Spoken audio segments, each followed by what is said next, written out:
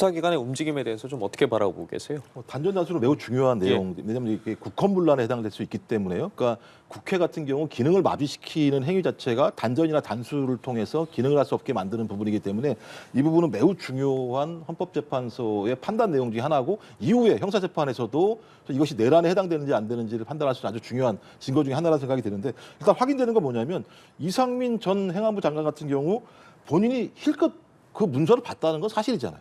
그 문서는 존재하는 거죠. 그 문서 내용이 뭐냐? 소방청 같은 경우가 단전 단수를 해라, 이런 내용들이 있다는 거잖아요. 그 아래 내용 같은 경우도 뭐 예를 들면 경향신문, 한겨레신문, 뭐 JTBC, KBS 여러 조사 꽃 이런 내용이 나왔다라는 겁니다. 근데 이상민 전 장관한테는 자기가 그런 지시를 받지도 않았고 지시도 하지 않았다고 얘기를 해요.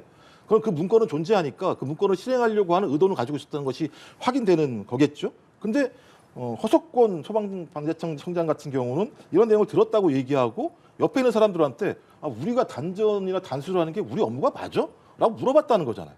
그러니까 이상민 장관이 얘기했던 내용과 그다음에 서석권 청장이 들었던 내용 자체가 서로 상충되는 측면들이 있습니다. 하지만 이 내용을 들었다고 하는 것이 허석권 청장뿐만 아니라 그 옆에 있는 사람들 같은 경우 같이 협의를 했었기 때문에 신빙성은 어디에 있는지 판단해 봤을 때 제가 볼 때는 허석권 청장에게 있지 않을까라는 생각이 드는 거 하나 하고, 또 하나는 김원태 707 특임단장 같은 경우 실제 단전 행위를 했었잖아요. 그게 눈으로 확인된 거 아니겠습니까? 그럼 그건 누가 지시했을 거냐라고 얘기했을 때 곽종근 전 특전사령관이 지시를 했다라고 얘기하는데, 김영두 헌법재판관이 물어봅니다.